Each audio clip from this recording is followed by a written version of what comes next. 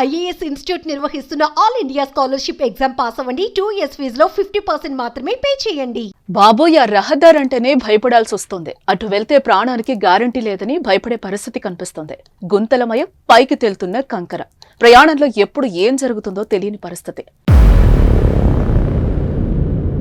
ఇది దారి కాదురా బాబు, యమలోకానికి రహదారి అంటూ ప్రజలు గగ్గోలు పెట్టుకుంటున్నారు. ఇంతకీ ఇదెక్కడ?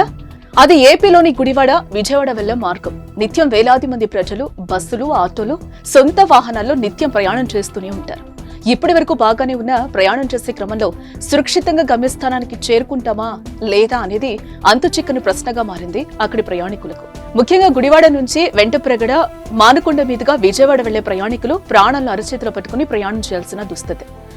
ప్రభుత్వాలు మారుతున్నా, పాలకులు మారుతున్నా తమ తలరాతలో మారడం లేదని కృష్ణా జిల్లా ప్రజలు ఆవేదన వ్యక్తం చేస్తున్నారు. ప్రభుత్వాలు ఎన్నో వస్తున్నాయి, పోతున్నాయి. ముఖ్యమంత్రులు ఎందరో వస్తున్నారు, పోతున్నారు. నిత్యం ప్రజల సమస్యలను తెలుసుకుంటూ ప్రజల సమస్యలను పరిష్కరించే దిశగా అడుగులు వేసే ప్రజానాయకులు లేకపోవడం దౌర్భాగ్యమని ప్రజలు వాపోతున్నారు.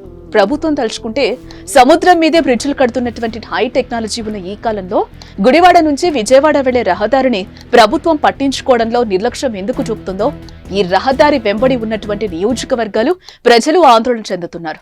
ప్రభుత్వం వెంటనే స్పందించి గుడివాడ నుంచి వెంటప్రగడ, మానుకొండ మీదుగా విజయవాడ వెళ్లే రహదారిని 3 నియోజకవర్గాల శాసనసభ్యులు, R&B అధికారులు పరిశీలించి ప్రజలకు అందుబాటులో ఉండే విధంగా ఈ రహదారిని పునరుద్ధరించాలని ప్రజలు కోరుకుంటున్నారు.